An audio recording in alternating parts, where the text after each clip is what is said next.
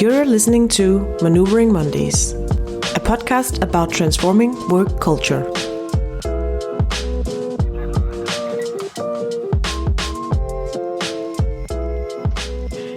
Your hosts today are AK and Ivanna.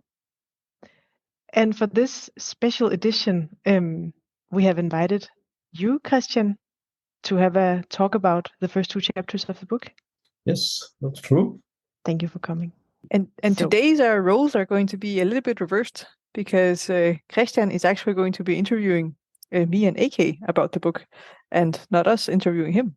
That's right. Because I know both of you from my work perspective. And when I started following your book, I got more and more curious. How would you deal with the issues and the problems and opportunities that we see in Zebra? So therefore, I suggested that why don't you actually share your thoughts on this topic? So thank you for taking that challenge. Yeah, this is super exciting and also a little bit scary. I'm a bit nervous.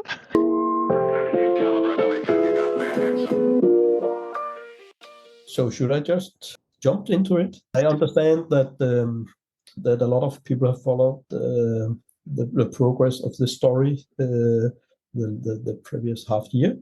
But if there was a newcomer, could you briefly summarize what is the main steps that has been going on in the first chapters, and what is the main focus that has been? Absolutely, I can start. So basically, so far we have released two chapters of the story, and during these chapters we have been spending some time on introducing the different characters of the book and some of the dynamics going on inside of the fictional company Zebra Apps, who's in the HR department where the main character Marie works together with her boss, the VP of HR, Mark, and then the development HR team and the operational HR team. And the way we are introduced to Zebra Apps is the last day of the month where another employee is resigning, and that's a pattern that's been going on for some time in this company.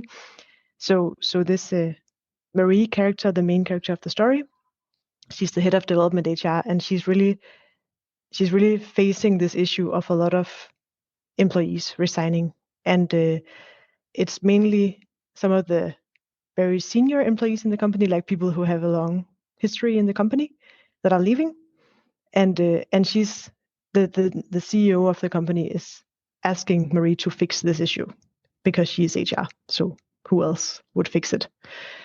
And that leads to Marie looking into like, why are people leaving? What is the problem? And it seems that when she looks at the competitors, there's not really anything differentiating them other than that the competitors have. Do you want to add to this, Ivanna? Yeah, I think that was a very good summary. We also get to know some of the more detailed dynamics in some of the teams. For example, we also get introduced to this character of Anne, who was once upon a time with the company, who built the most successful product that this company has, called Aslo, which is a tool that reverses how school works. Instead of having instruction during the class, you can have instructions virtually at home, and then you focus more on doing assignments and learning by doing in class, which was a tool that they developed during COVID. And there's also the background of the war in Ukraine that we follow through the story also, where some of the employees at Zebra try to request that this program could be provided for free to all the refugees fleeing from Ukraine, so that the children could still receive instruction while they were on the run. But there was resistance from the leadership of Zebra to provide this program, even though they had the capacity to do so. And part of what we're also unfolding is understanding more which company dynamics led to this not happening. And also some of the employees that we see resign. This is one of the reasons that they choose to leave Zebra Apps, is because they felt strongly about the humanitarian use of their software, and it was not possible to achieve that. So you can say that there's like what Marie finds out in these first chapters that many people mention in the exit interviews that something changed during the past year. And she can also just see that during this time is when the company has grown a lot on the commercial side, but maybe moved a bit away from the purpose, like the original purpose of the company.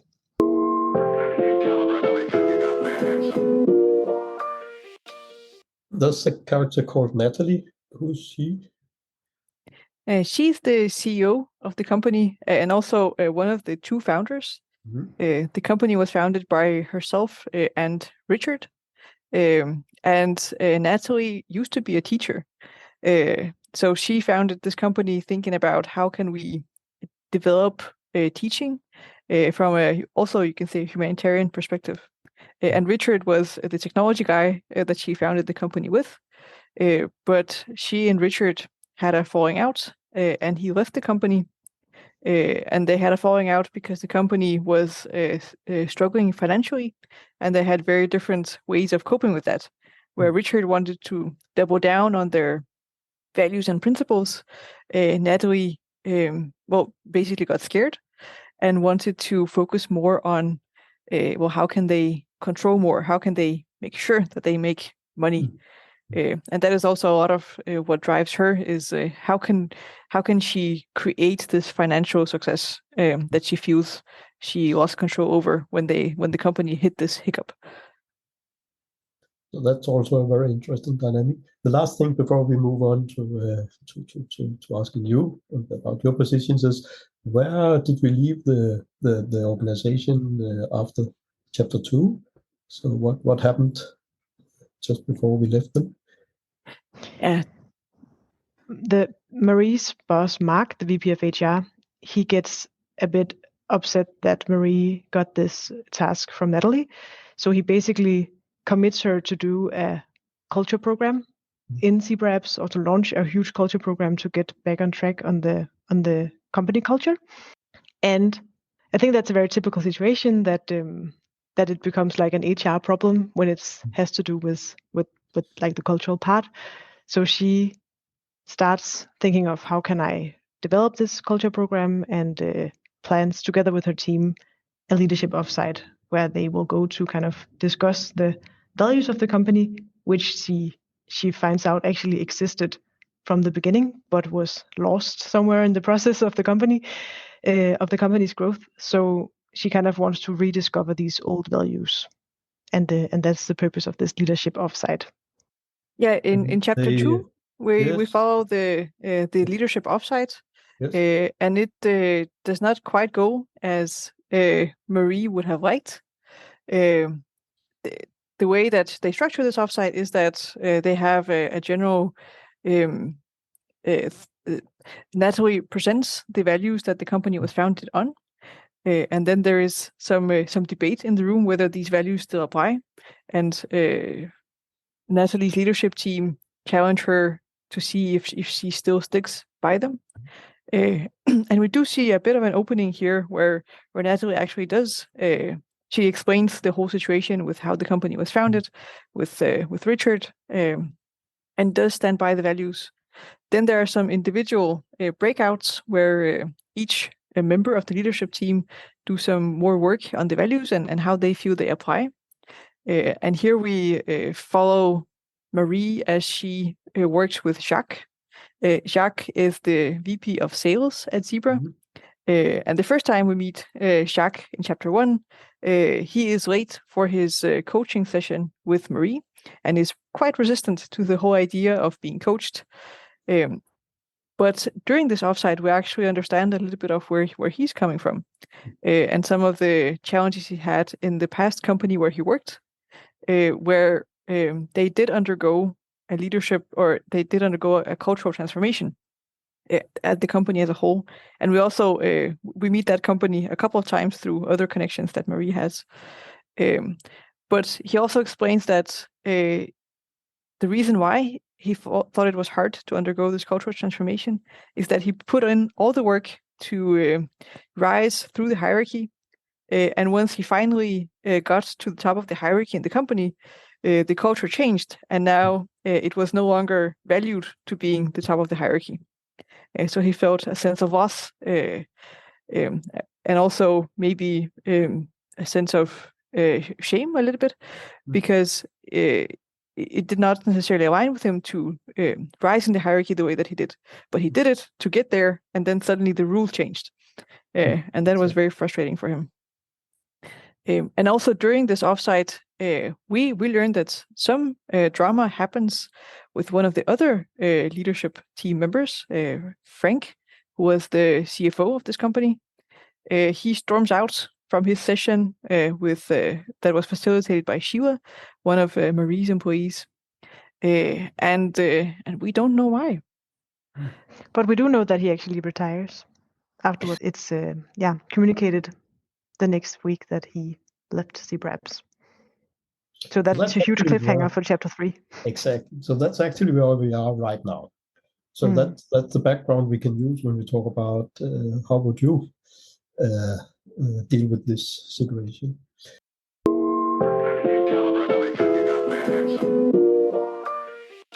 So before we do that, I have a question, because as part of this podcast, every time you have released an episode, you have also had a discussion with an expert guest.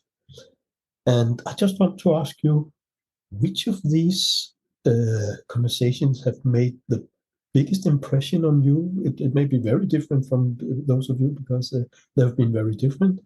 Why? And is there anything from that has changed the way you work? It's a great question. Well, yeah, really good question. I would be happy to answer first. So it's honestly a bit hard to choose like which one was the most like the one that left the biggest impression, because I think they all do in different ways. But I can for sure say that something that made me reconsider how I work was our chapter with Benoit Hurel from The Ready.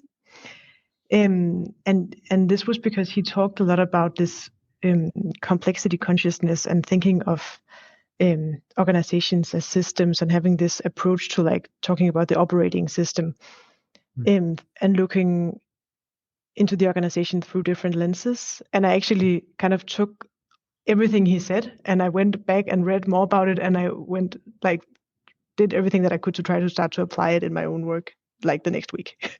So that was super helpful for a very specific task that I was working on at that point. No, thank you. I think, one episode that really changed the way that I work was with Heidi Helfand. We touched it a little bit during the episode.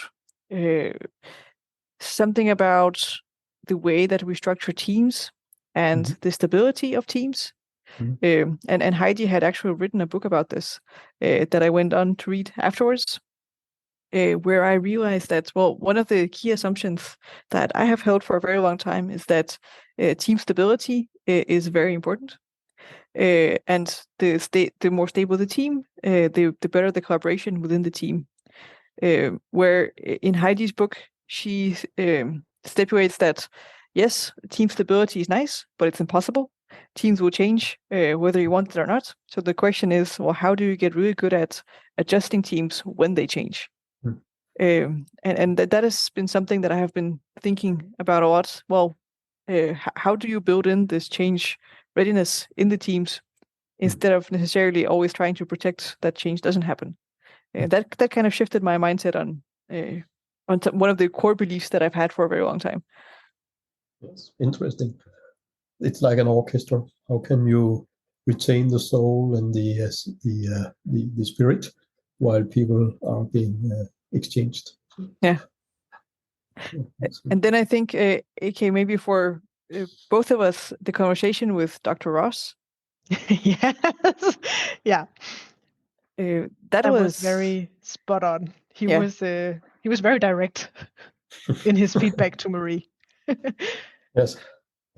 So maybe we can come back to that, what you would tell Marie.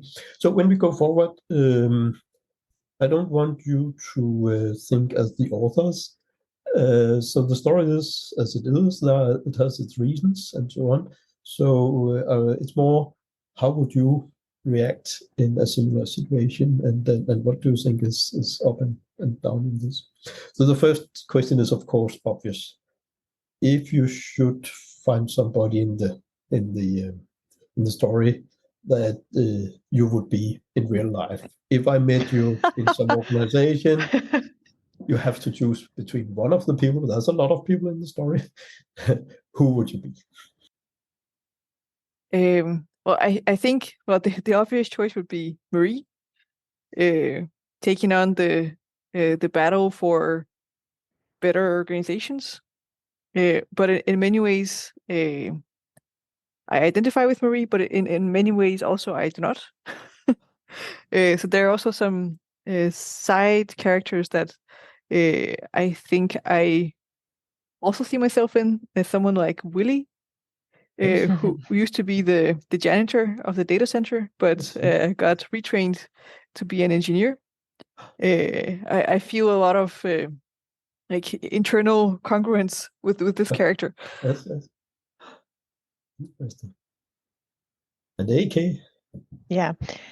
So I obviously also kind of identify with Marie, because I think I really feel for how hard it is to actually navigate all these dysfunctions in a company. So it's not like, I mean, I understand when you read or listen to the story, sometimes she makes some strange choices, but I also just think that it's very illustrative of how real life can be sometimes. So I do think that I would probably make some of the same choices as she does, even though I can see, like, when you look at it from the outside, that it's not always the best thing to do. But I do think another character who would I want to be, or who would I like to be, like, I think that would be maybe Eric from Marie's team. I think he displays a lot of good leadership skills, even though he's not the formal leader of the team, because that's Marie.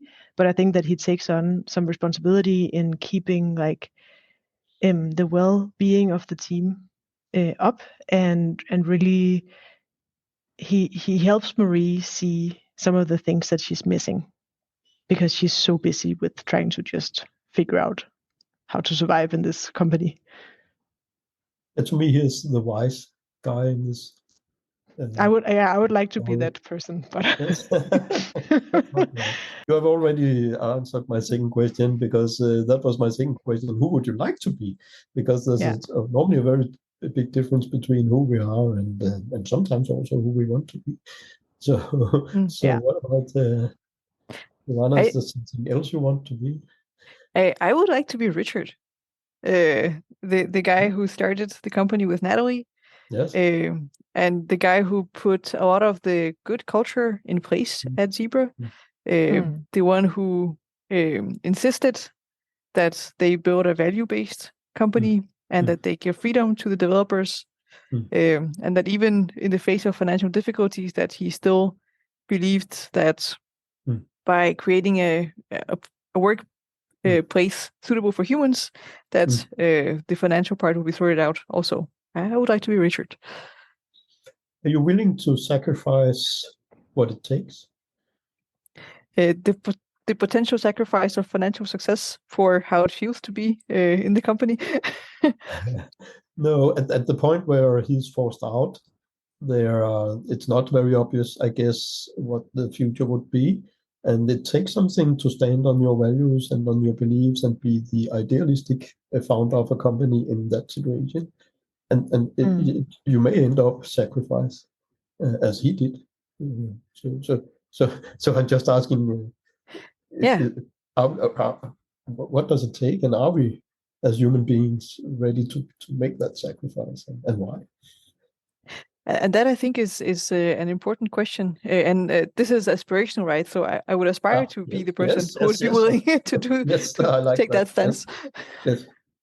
I just want to say that I think this is one of the important characteristics of this book, that all the people we meet in the book, they're very human. So, like, Natalie, she's sometimes she doesn't come off as the maybe greatest CEO the world, but she's very. I think there's a good explanation for why she is acting as she is, because she's also under a lot of pressure, and I think that's how reality is sometimes. That we can. I'm sure she also like aspired to be in a certain way when she started the company, but that just changed due to the circumstances they're operating under. So she actually changed her idealism. And when I read it, I see her as the realist and Richard as the idealist. And that ended up in some situations. And I really want to compliment the book because it's very authentic. And you've managed to make the characters very authentic. And that's makes the book read-worthy or listen-worthy, but also that's why I feel I learn a lot from it. If it has been ideal characters, as it often is in business literature, I'm not sure I could learn so much. So very well done, and I like that. We are only humans, and it's error. It's a human to err, and that's what we see here.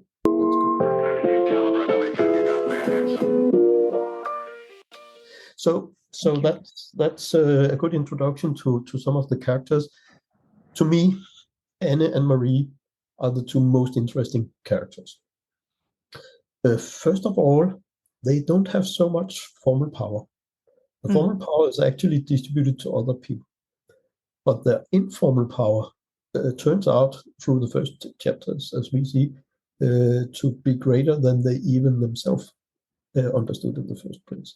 So they realize and recognize that they have that power and they use it in different ways. Marie stays and has a bit of hope for changing things. Anne learned that she's actually more powerful than she thought and used that to quit the company and use her forces in other places. So two very strong characters and very, very different. Because and I'm not sure, and you may correct me, if I met these two in real life, one of them to me would be the consultant type, Marie, and Anne would be the team player that is committed to the team. Marie still seems like somebody who hopes to fix or cure the illness as a doctor outside the organization, where Anne was so involved in the organization, so she either had to fulfill her mission or quit. So I get this old picture, the difference between the chicken and the pig. So in a bacon and egg breakfast, what's the difference between the chicken and the pig? The chicken is involved, but the pig is committed. And I'm not sure, but when I read this, Marie, is the chicken, and is the pig. Is that characters we meet a lot in real life? And my question is, if you were only allowed in the organization to hire one of them, both of them applies to the job, you're only allowed to hire one of them. In the current phase of Zebra apps, who would you hire to help you? Good question. And it also, I think for a lot of people working in agile transformation or in the agile space in general, this is a very real question. Do you want to be the pig or the chicken? Do you want to be in the work, in the organization, or do you want to become a consultant that comes and goes? And it's an interesting choice for many. I think if I was to hire one person for Zebra apps, I would probably pick Anne. Mm-hmm. Why? Because she may be able to. That's a great question. This gets me thinking. Mm-hmm. Because she's a quitter. Do you really want to? She is a quitter. But she understands that it's a very human work. Like the way that she navigates is by speaking to people, by bridging the disconnects. Mm. She's in the work where Marie sometimes is, well, she simplifies things quite a bit, maybe because of her background as a consultant, and does not necessarily understand the full picture or the very real intentions that can be different than the org chart of the organization. Yes. So if I was to bet for who can make change happen, it would probably be Anne. But yet we are with a situation where Anne actually left because she didn't feel like she could do the change. And that's maybe what I would add, because I agree. I would also pick Anne, but it would demand that Anne would get the room, or like the wiggle room, or the option to actually work in the way that she believes is the right way. Because I think in the current setup of Zebra apps, Anne would not be able to succeed. And I think that's why she left, because she could just see that. And you could say in the current situation, if Anne was going to succeed, wasn't that because of the work that Marie has started? Because now there's another situation, there's another awareness and management. Maybe there could be room for Anne now, but she would probably not have been able to take it. I don't know, but of course it's fiction. So, but it's more, if I was in that situation, I only had money for one. I think it's interesting. What does it take to change an organization inside out? One of the problems with Anne is that she's not leadership interfaceable. She's very good at making, you can say, the heart of the organization or the engine room of the organization, making that work. But it seems like she's not able to convince Natalie what needs to be done, or even Jenny, the VP of development. And that is a challenge, because you also do need to have your leadership supporting the way that you're working. Yes.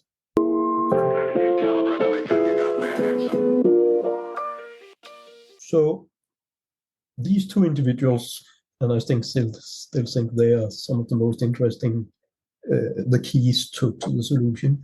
And you can of course disagree with that, but still, let's talk about them. They have their different personalities, and as a reader, it seems to be their personality more than their expertise that gives them the informal power. So this company has grown from a very small company to a larger company, and still it's two people with personality that has had the most influence. Is that an issue in our organizations? And is it something that we really are aware of, how much personality means for transformation and things like that?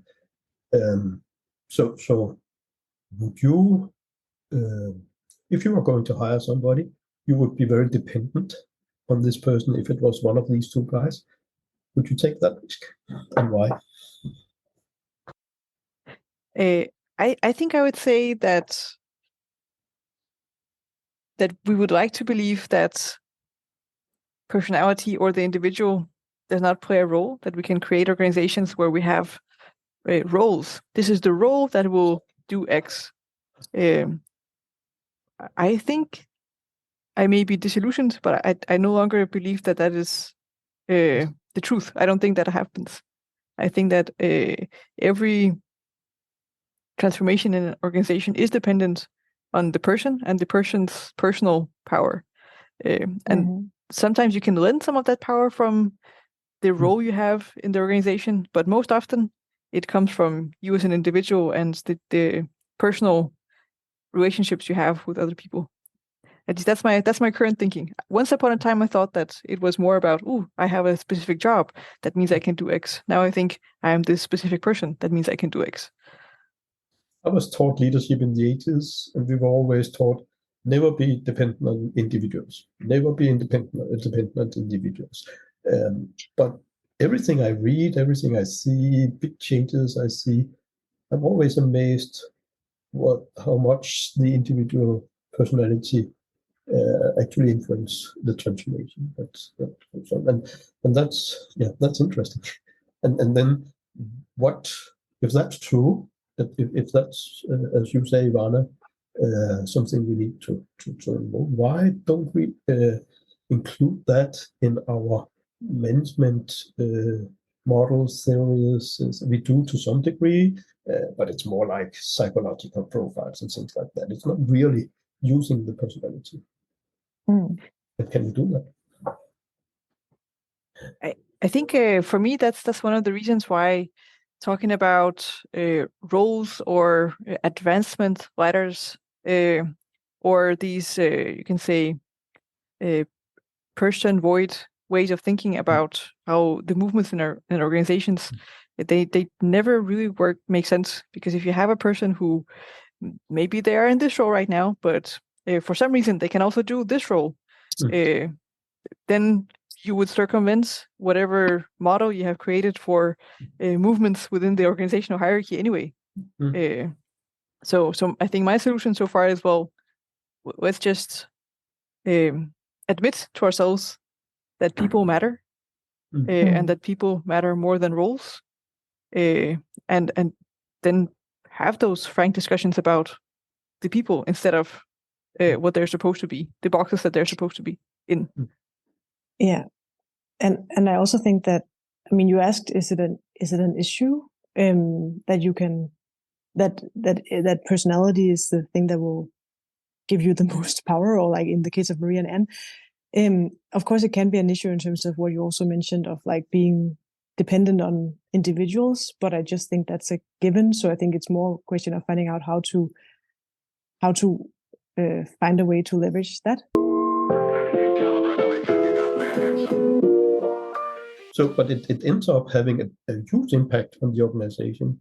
And I'll not try to find the root causes for this. You have had experts to discuss that for every episode. But there's no doubt that one of the root causes is that Anne left. So it's 10 months since, and everybody says this company has changed dramatically within the last year. There's of course much more root causes, I know, and you cannot.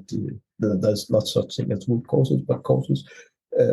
But it turns out that the dependency that the organization had on Anne actually had a big impact. So it's a high risk thing. So it's not easy to be a manager today, where you both have to build teams and you want to be independent on individuals. And on the other hand, if you really want to change the world, you need individuals. I'll not fix that. You're here to fix it. So, okay. So again, and I'm sorry because I'm fascinated by these two people. A lot of this telling is about culture. So 60 to 80% is about the culture in Zebra. And there's no doubt that all the experts you have discussed with, they are also looking into the cultural part, and especially Benoit. Frederick Laloux is in behind here, and people relate to him. So, and I don't know if I interpret this right, but I'm a reader, so I can interpret as I want. Yes. If I see right, Marie thinks the solution to this organization would be what we could call a family-oriented organization or culture. What is in Laloux, it would be the green organization, where Anne seems to prefer the self-management or the team organization. Where we are right now, if you were going to choose, because Marie has started a culture program, but I'm not sure I can see where she's heading and what her target is, as far as I can see. What would be your target culture? That's another great question. And I think that's very well characterized. That's the target culture that these two have in mind is in fact different. And also the way that they try to bring it about hints at the tools that you have in these two ideologies, I almost want to say. I think there's a difference between what I as a person would thrive best in culturally. And I think what is the target culture for an organization given where it currently is? Because you also need to listen to where is their organization currently, and can it reasonably move given the people that are in that organization. And Zebra is in some pockets green, in some pockets orange, in some pockets even red, depending on where you look. So teal may be out of reach for some of the places of Zebra, and especially the way that the leadership team is currently functioning. They might be the ones that are furthest from a teal culture. As a person, I would definitely prefer being in that state. Yeah. But whether that is where Zebra needs to go or can reasonably go within a short amount of time is a good question. I don't think it's possible to move straight to a teal organization. I think it would require some time and some steps. And I also think it's fine that there are some pockets and then that it could evolve from there. But I do agree that as long as the leadership team is the current team, I don't think they have a chance. Is it desirable?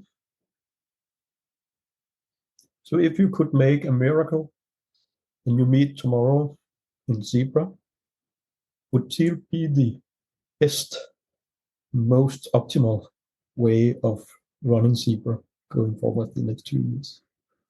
Well, even Lalou himself creates a paradox there, because he says that the most important thing is to listening to the organization's evolutionary purpose. And that may call for teal, but it may also not. So whether it's desirable, that is a value-laden statement or question. Yeah, I don't think we're religious in that sense. No. And I didn't. It was not because I was asking for if you saw it as a generic ideal. It was more in Zebra, in this very organization. Yeah. What would be to you the ideal? And you both say it's probably the family metaphor.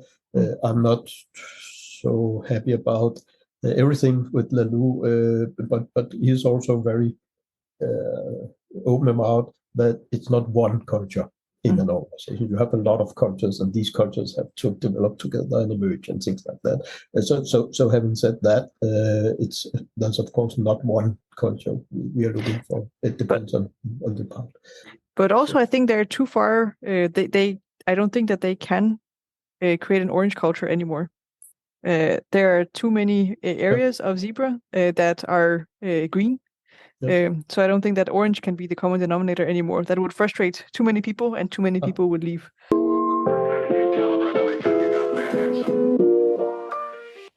So going back to that, because that was one of my next questions, is it a problem that an organization in growth, having faced financial issues, have survived them successfully, it seems, is it an issue that they are now exchanging people, that they're getting another type of people in than those who started the company? We have this old, the 4 M's that you probably know. There's the man phase, there's the movement phase, there's the machine phase, and a lot of organizations, their destiny is to end up as a monument. It's how we've seen things, and that's how nature works. So is it desirable to keep people? Is it a problem? Do Marie have a problem at all? I will say I do believe that now we've only seen 2 chapters, and what I see now is people getting more and more frustrated. I believe personally that this will eventually impact the results of the company.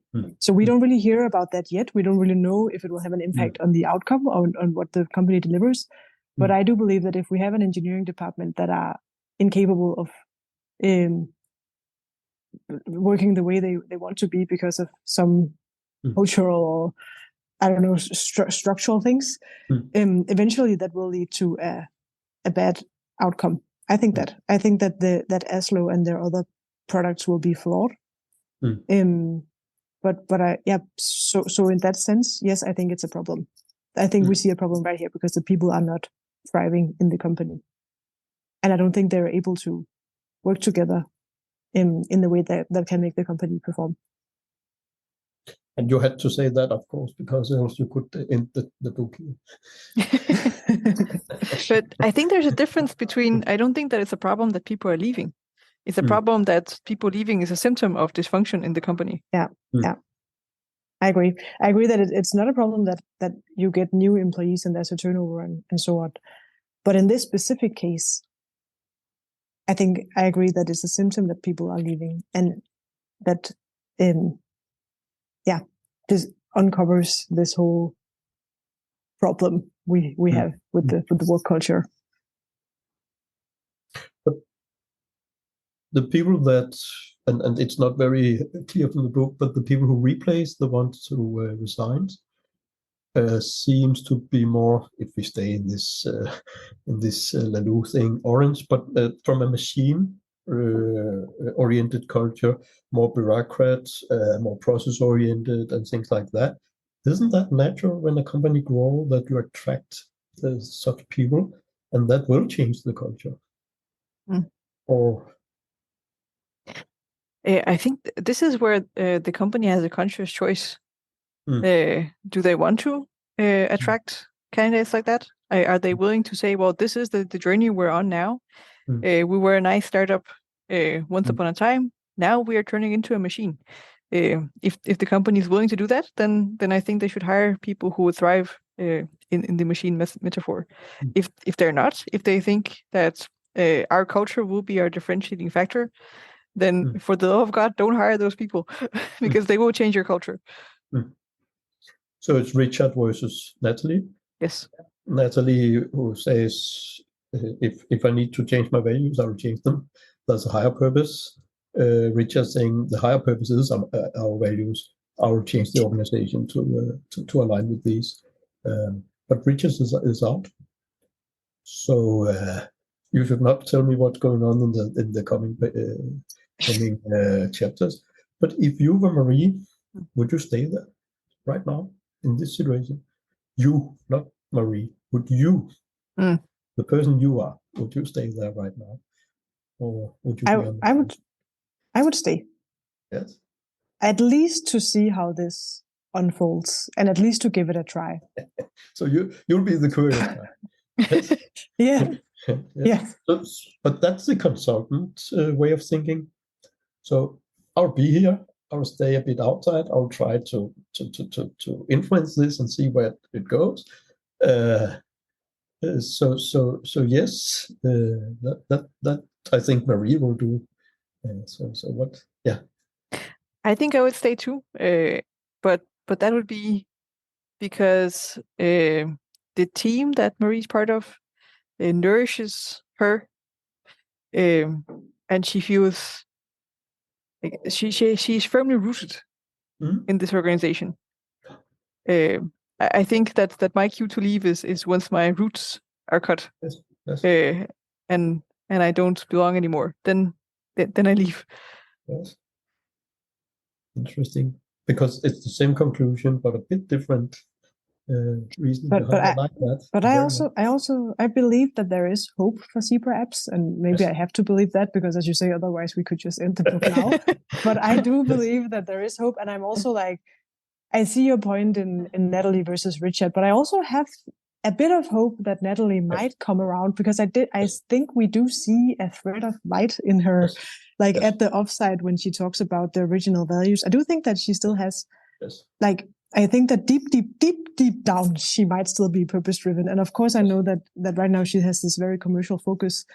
But I think that maybe with the right coaching and help and, activities, she might be able to rediscover what her original idea was with this company. But it will take some help because she's not, she's a bit far from that right now. I think Marie has done a better job than she's believed. After a few months, she awakened 3 persons around her. Natalie has a small awakening. Mark is totally changed. He has found out that there are people around me that actually have the same dreams that I had. So even old people can be woken up. And Jacques. It seems that his experiences had, of course, made him disillusionated, but it seems that he could be waking up. So if I was Marie, I would stay because I can see what has happened already. But of course, you are going to ruin that when you move on, if I know you might. So of course, when I'm asking you about that, I'm also a bit curious. Why do you stay with the company? And maybe this question is rude, not to you, but to our time. Why do we stay with the company? Is it because I want my own purpose in life being fulfilled? Or is it, as it was in the old day, I have a duty? I have a duty to my family, to my company, and to my country. So that's why I go to work. And secondary, maybe I get my own needs fulfilled. So in this story, I think there's a lot of people here, and maybe also because they reflect real life, that goes to work because they want to be recognized. That's the word we hear. They want to be acknowledged. They want to have freedom. They want to design their own jobs. Things like that is what we hear from these guys. Is that a fair requirement? And if so, how on earth can we as companies support these desires? And if you answer that correct, you will be extremely rich. I think an important, maybe third reason why people stay is convenience. It's easier to stay than to go. Yes. I think that a lot of people who may no longer believe that they can get the fulfillment that they're looking for in a company, they just stay because they're there. Not the obligation piece any longer, but more, well, this is what I do every morning.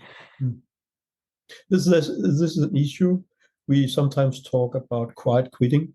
Is that an issue, or is it okay to stay and make your 8 to 4 job and go home and forget everything about my job? And when I'm there, I'm not committed. I may be a bit engaged, but that's it. Is that an issue?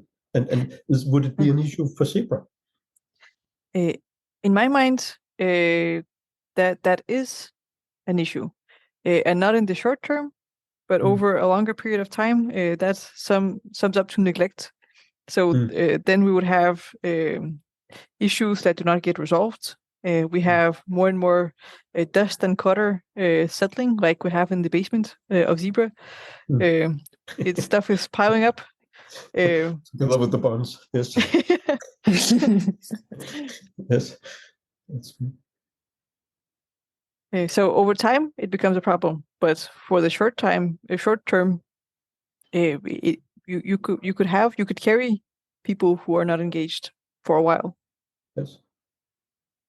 So there's one person that I recognize from this duty perspective. That's the chef. Joseph. And is he a good role model for the rest of us? And could he be part of the solution? Not in his current role, but in an organization, because he's there to serve and to do his duty and so on. So he's a serving person. I forgot, Joseph, when you asked us who we aspire to be. I would also maybe aspire to be a bit like Joseph. Yes. He's a good guy. Never managed, but I would. Yes. Yeah. Yes. But are we seeing a future where that type of person is coming back, or is it the end of people that serve others because of the service? I hope that there will continue to be people like Joseph, and because I think something he displays is high emotional intelligence. Yes. He's very observant, and he's not just service organ. He's very actually personal with Marie, and he sees her and recognizes that she doesn't get lunch, that often she skips lunch, and he's not afraid to actually address that. So I think that type of employee is very valuable, as you also say, Christian. So I would hope that it's a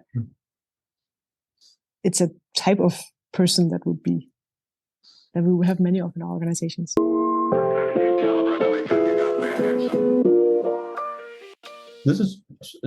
It is a very good story you have made, and thank you so much for letting us into your universe there, and thank you also for all your responses here. There's a lot of other things I would like to hear from you guys, but I would follow the development, the progress of the story, and I'm sure I will learn a lot of new things. I already have done that, so thank you very much for that. It has been a pleasure. Likewise, Christian. These were some great questions, and now I see the story in a little bit different light. Maybe we'll invite you back in 2 chapters' time and talk more. Talk to your customer. Thank you. Thank you, Christian.